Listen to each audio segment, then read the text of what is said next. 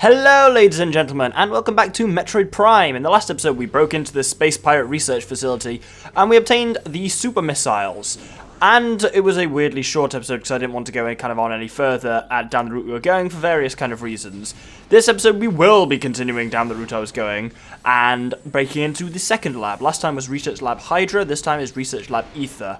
I'm just looking around here because I know this is a place where we've still got one missile ammo left to scan, large missile ammunition. But I know it can spawn around here, but apparently it's not, so let's just proceed on down here. And this lab is basically a mirror image of the one we just came out of, but we have to go back through it, and because it's as well a mirror image, it's got just as much pirate data in, so we've got 5, 6 of those to scan. So this is going to end up being another one of those kind of, unfortunately, slightly reading-heavy episodes, but it'll get good towards the end, I assure you. Well, I mean, the reading's interesting if you are interested in the lore, but if you're not, well, I'm afraid you've come to the wrong YouTube channel. So, here's something interesting.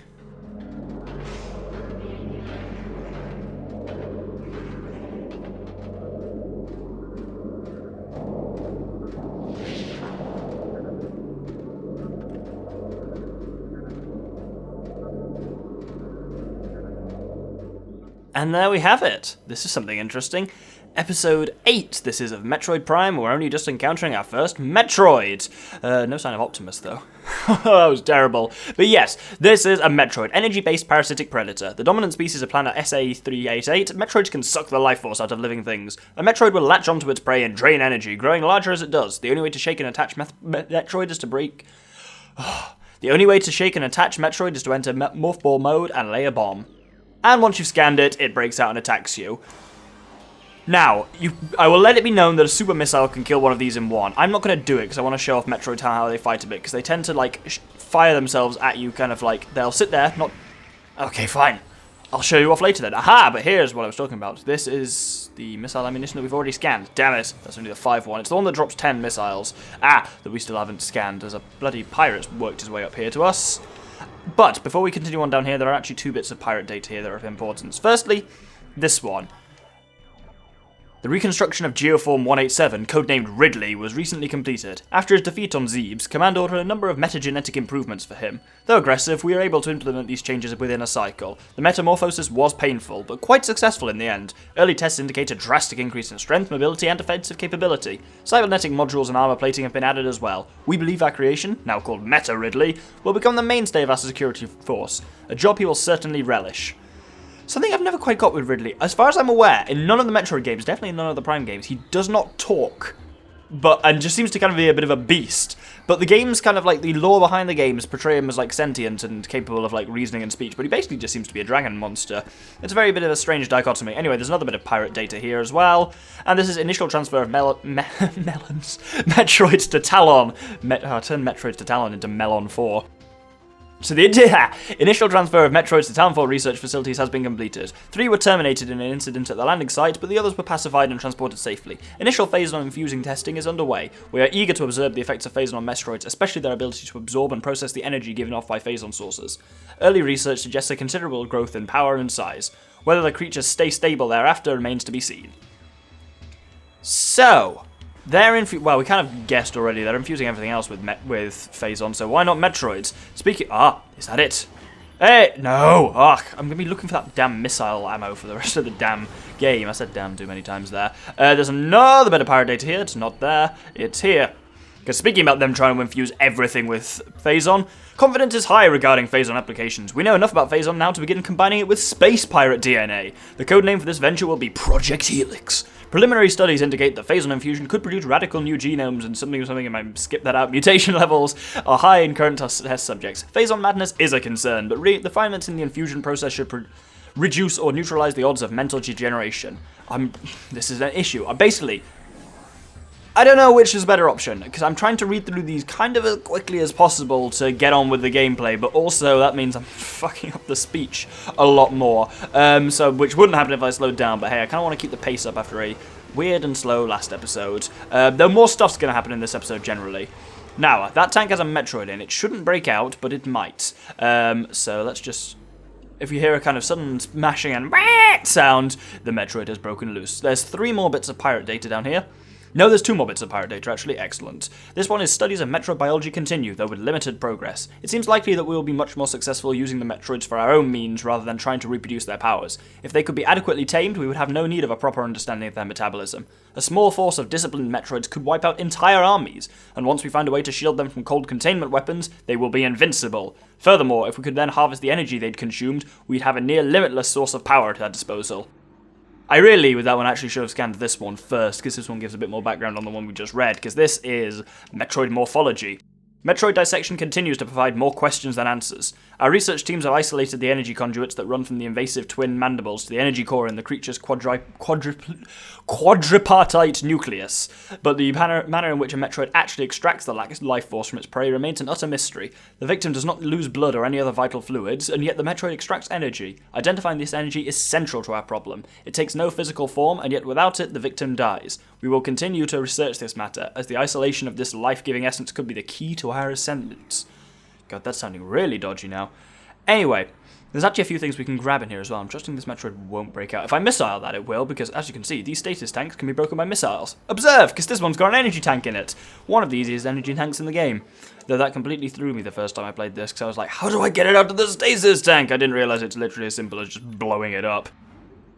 Usually if this game puts something in stasis, it's kind of somehow locked and you need to get to it through a complicated series of events, not just fucking smash the shit out of it. And now this bit. There's another little bonus thing along here, but unfortunately this bit is really difficult. These were much easier on the GameCube version, but unfortunately the nunchuck has a slightly, I would say basically sticky stick that kind of slow, precise movement I find harder with the nunchuck's more kind of plasticky and slightly more resistive stick. But anyway, missile expansion, got it relatively easily. And that's us kind of done in this... Wow, that was unlikely. That's us done in this room. I believe the door is under these boxes, and I am correct. Yeah, I never really pointed this out last time, but there was these vertical doors there. Here's a new enemy, kind of. Oh, but I got it. Well, we're never going to scan it because it got away. This is an ice beetle, which is just a beetle, but it lives in the cold. And they just die from one missile, so they're not really an interesting one, nor am I even going to bother reading out their scan entry because it's so uninteresting. But now we get into a cool room, the research core. So, I'm going to kill this guy, then I'm going to draw to your attention. Oh, stupid pointer's gone out of control. Down all the way down at the bottom is that kind of, you can just about see a kind of central tank. Basically, our goal is to kind of, there are 3 power, shields powering that central, containment field around that central tank. And we need to try and deactivate them. I'm going to do them as, bloody hell, where the heck am I? You know what, screw it then, actually. I'm going to go to the bottom first and kill all the pirates and then explain what I'm doing slightly better. Oh my lord, there's sentry, they're not called sentry drones, they're called, I think, missile turrets. Sentry drones are actually something much more infuriating later in the game. I think there's still a flying pirate up there. Yep, you're still proving tenacious. But I have homing weapon. Oh, there he goes. So, in the middle of this thing here is... If I scan that, it'll tell me what it is, and that's a bit kind of cheatsy. But basically, there's 3 layers to this force field. There's these green rings going up and down, there's the blue tube, and there's the orange rings going up and down. And you'll see coming out of this kind of power are 3 kind of... these little conduit things that are quite difficult to see, but you can just about spot them. And each one of those is going to a console. If you scan the console, each one kind of disables the locks in turn. So that one was the central power thing, which takes out those kind of rings. And the easiest way to do this is as you are going down, but it makes a little less sense, and you kind of have to bear with me until we're at the bottom, whereas this way I can kind of actually explain what I'm doing as we do it. So the second one is here. It's worth noting, all these kind of yellow scans you're seeing around here still do give you background on what the pirates are up to here, some of which is interesting, but these last couple of episodes have been very kind of reading heavy, and I want to kind of avoid them as much as possible. Therefore, any information they actually give, those kind of non-logbook scans, I will relay to you later on when it's interesting or relevant, rather than spending time reading it now, because it does explain some later stuff in the game, and even some stuff we'll be doing later on in this same episode. But anyway, that is the central thing offline, so let's grab whatever this cool shit is.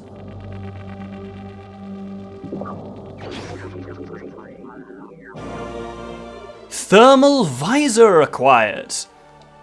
Hold minus and then point left and release minus to activate the visor. So this is our first visor upgrade. Obviously we've had the scan visor from the start, and this changes in much the same way. And now, I mentioned last episode that everything kind of changes here, because the power dies. And it all goes completely dark, and shadow pirates appear, and it's very difficult to see them, obviously. I'm just going to kill this one so I can actually show stuff off a bit better. You can still use the radar to see things. There's another one there! Because I'm deliberately not using the thermal visor yet. Oh, is that the mythical missile? No, it's not. One day. Anyway, if you hold minus and point at this kind of bit, we get Predator Vision!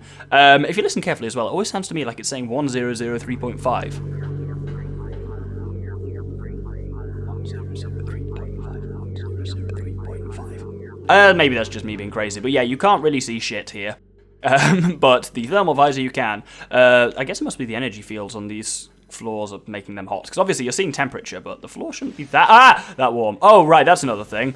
You might have seen on the way down, there are a number of Metroids in tanks. They all break out now as you walk past those tanks, so you've got to watch out for that. You'll notice the missiles are now displayed kind of down the side there, and you don't have either a radar or a map when you're in the thermal visor, so that's the kind of trade-off. It's not optimized for combat, like, obviously. The combat visor is. Oh, that's a Metroid there.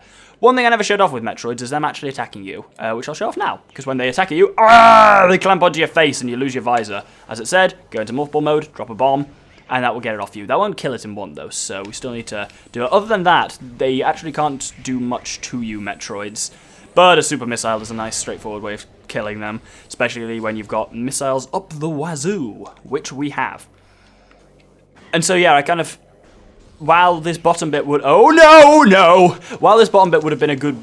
Getting the thermal visor would have been a good point to end last episode, I wouldn't have wanted to kind of start an episode here, and that was the end of that recording session, because I only had time to record one episode, so I would have had to do all this bit, like, off-camera, and then somehow show... It's not worth thinking about. Oh, is that another bloody... There's a lot of these Metroids here. Let's just hit that one as well.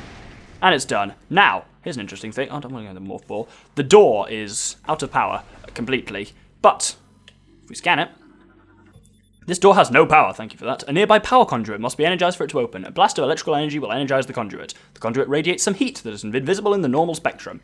So, bring up the thermal visor, and we see, ta-da! This thing. And if we hit it, that's the power conduit, hit it with a blast from the wave beam, and it energizes the door. You can only see those things, obviously, with the thermal visor. Initially, new scan here. You can barely see them because they fuck up your visor, but these are sentry drones, well-armed and armoured security mecha. Sentry drones have limited intelligence, but they do their assigned tasks well. Being machines, they are susceptible to electrical attacks. When alerted, drones initiate a security lockdown, then attempt to neutralise the intruder. Their electronic warfare suit can scramble... should be sweet, really. Can scramble visor technology as well. Fighting them is mildly annoying because you can't see shit, but they are weak, as it said, to kind of charge blasts from the wave beam are your best things to fighting them, but they do kind of have a tendency to overload everything, so fighting them is always a bit of a mess. But yes, doors have been unlocked. Oh, I keep forgetting that it's dark in here. Anyway, they're there now, kind of, and stuff like that. And it's worth noting at this point, I probably should have actually pointed this out before, but I mentioned various things. Ice parasites, ice shriek bats, and ice burrowers. Ring a bell? Because they're all enemies around Phendrana Drifts. But once you get the thermal visor that we've just done, they now cease to spawn there. If you didn't scan them by now, sorry, you've missed your chance. I probably should have said that actually before getting the thermal visor, but oh well. If it's really that important, you can revert to a previous save. But yes, so that's quite strange. The reason for that, I will explain a bit later. It's kind of... getting the thermal visor triggers a lot of changes around Phendrana Drifts, which are why those things no longer spawn. But anyway, the rest of this area is pretty much now the same. There's nothing new in it, it's just dark. So we're actually now going to cut for a while. Well, just travel a little journey back to Research Lab Hydra. So back here in Research Lab Hydra, the lights are still out as they are in the entire kind of pirate complex. But here we get to learn another little trick that super missiles do. If we scan this kind of tank here on the top level, it says cordite casing of column appears weak. Super missiles can be used to break cordite. So if we give this a little blast, then there's a missile expansion inside. And that's what's pretty much done in the pirate area for now, so we're actually going to head all the way back to how we first got into here, the ruined courtyard. So, back out here, we finished the piratey lab section for now. I'm just trying to get a few more missiles. Oh, that was the damn missile expansion thing I was trying to get, and it was to scan for ages, and I just absorbed it myself, because I'm actually kind of not low on missiles, but I'd like to have more. Aha! No! God damn it. What do the ones that have 10 look like? I thought they were the ones with spikes on the top. Well, I'm not complaining because I need missiles, as I was saying. So here's another one of those locked doors. And we need the conduit for it, but we can't hit the conduit for some reason, because it's actually behind a cordite statue. So we know what that means now, which is super missile. Boink! And with the cordite statue casing thing removed, we can now hit the power coupling. I don't think, actually. Yeah, you don't actually need to be in the thermal visor to use them. You just need to know where they are, and the thermal visor is the only way you can actually lock onto them. But if you just know where they are, a normal shot can hit them fine. Now you'll notice, if I bring the map up, give me a second, I'm just going to come through this door. We're heading a long thing through to this area. I said that this was going to become important soon, so now you know where we're going. We are heading towards what is known on the map as the Quarantine Cave. We get some shit dropped on us by bombos, but hey, it's not that bad. And then we come to one of the concepts in this game that I think is really cool. Let's do this shit.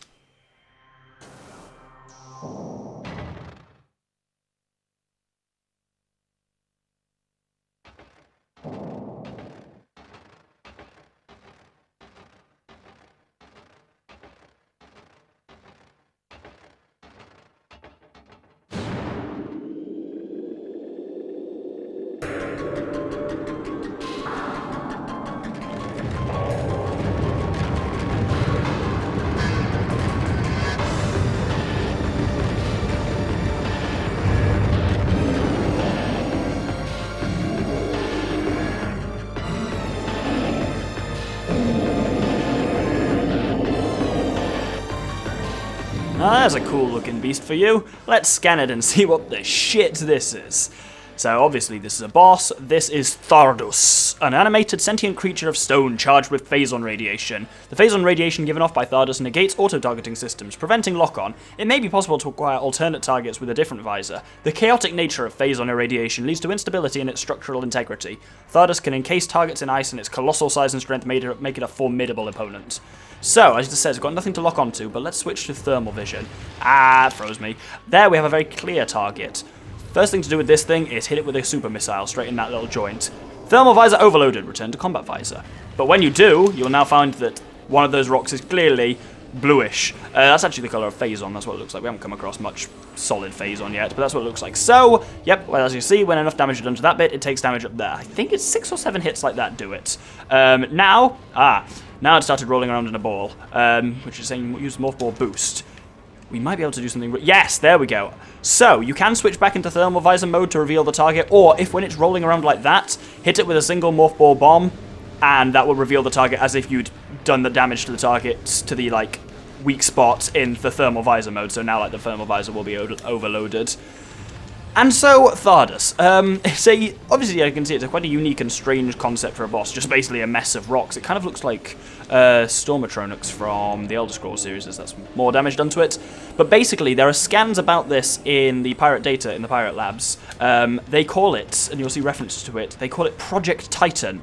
Was basically a space pirate project to use phazon on inanimate objects, and basically, like, ridiculously high levels of it that would, like, kill all organic life, and kind of see if irradiation would kind of do something like that. The result of Project Titan was Thardus, who then went completely insane and had to be sent here to kind of isolated in the quarantine cave because it was too dangerous. Because not only did, like, because they basically corrupted a massive, like, area with phazon of just, like, area of Fendrana drifts. All the rocks came alive and started going a bit berserk. Then, like, the weather started going nuts, and they were like, oh shit, so they kind of basically built this quarantine cave here and keep everyone out of the way of Thardus. But that's the kind of backstory there, and you get bits of that from the non-logbook scans in the pirate labs, but not really worth it because it's quicker for me to summarize it there. And I didn't want to spoil the concept of, like, yes, it's some build-up and stuff like that, but also kind of didn't want to spoil that. Anyway, now something's happening, I'm pretty sure. Yeah. So you'll see he's summoning a load of lightning down, and this makes fighting him a lot more complicated, because yes, now our visual system has kind of gone a little bit. We can still see fine with thermal vision, but when we're out of thermal vision, it's a lot harder to see. I think I've revealed his weak spot there. Can't really see, though, because of the... Yeah, no, maybe? Yes, there I have. So we can still lock onto it. Yeah, there. But just actually seeing is harder, because he's fucked the draw distance, cheeky bastard. It's useful to have super missiles here, which is why I was wanting to gather some up beforehand, but often I don't use them on him just because actually getting a good shot in with a super missile is not easy, because he moves around so much and it's so easy for him to block a shot. But like there, that was relatively easily. But it's just as easy to like as using the thermal visors to drop a morph ball bomb when he's in this mode, and just one bomb manages to reveal it. As you go through the battle, his weak spots become larger and more obvious, so like these ones are really easy to hit with a super missile, theoretically. He says, just as I miss with the super missile, because his hands get in the bloody way. He's like, obviously, to say you're fighting a creature based of stone, made of stone, it's of course a long boss battle. Fucker's got a lot of health. But it's an interesting one, kind of, but it's, I think it takes 7 hits or something ridiculous like that. Like 7 rounds of attack, you have to, like, expose the weak spot that many times. You can, of course, still hit the phase-on rock in when he's rolling around like that as well. You just can't L-target it, so you're kind of going to get creative. And then there's one final thing. He's not, oh, damn it. Tried to super missile, let me keep bloody putting his hands up. Oh, that might be it. Oh, yes, got a good super missile in there. There's one more thing he's not done yet, or I haven't been watching when he's done it. But I think we just need one more now. I think he's making the air go back to normal now, but he's glowing red, which means he's on his way out. I think it's either one more rock or 2 more, and we're at 21 minutes, so let's hope it doesn't take too long. Now, I'm happy with an episode going up to like 25 minutes, but if it gets closer to 30 minutes, that's where it gets slightly problematic. Oh, he's going to roll up. Okay, let's see if we can morph ball him. I think we did. He hit us, but we also hit him, so I mean, I'll take that trade. You'll also notice when we kind of finish off each phase on rock, it actually does like disappear from him, so he physically gets smaller, which is quite cool. He also reminds me of Mr. Stone from the original Metroid game. Shout out to that if anyone remembers. Haha. Right, he's taking a little bit of damage there. Oh, there we go. We got him. Awesome. So the thing he did that we didn't see was he actually raises a load of rocks out of the ground and launches them at you. You can shoot them in midair, and they will drop things like missiles and health. It's kind of the only way of recovering any of your stuff here. Oh, watch this as well. Oh, I love that little bonk. But yeah, so that's Thardus. I was gonna say it's a kind of drawn out boss, but it really that wasn't. That was pretty straightforward. Anyway, we get something really cool. Probably one of my favorite power-ups in the game for that. We got the Spider Ball. Press and hold Z while in Morph Ball mode to attach to Spider Ball tracks. So these are Spider Ball tracks, and if indeed if we hold Z. Hey, we can just kind of go up them like that. And then kind of one more thing, like if you let go of Z, obviously you drop off the tracks. And one final thing to note is so you can, if I kind of flick up and hold Z, if I flick up and hold Z, I can attach onto there. And if there's little gaps like this, so I'm holding up here but not quite making it, if you use a Morph Ball bomb, you temporarily detach from the rails, but if you're still holding Z, you can kind of move yourself around like that. And launch yourself between rails. This becomes quite important in kind of later stuff. But for now here's a kind of weird thing. So there's a new door over there, that purple door, that we can get to with the Spider Ball mode, but actually we're not going to be doing that, not just because it's the end of the episode, but actually we can't really do much. We can go through there, but there's nothing of particular value through there, so in the next few episodes we won't be doing that. In the next few episodes, next one episode even, what we will be doing is we've got a load of power-ups, so we're going to be going around various places and getting things with the Spider Ball, with the Wave Beam, and with Super Missiles that we haven't got, and Space Jump Boots even, basically going back to some old areas and getting a load of shit we've missed. So, thank you very much for watching. I've been the Doctor, and this has been Metroid Prime. We broke into the second half of the Space Pirate Lab and destroyed a massive radioactive rock. Thank you very much, and good day.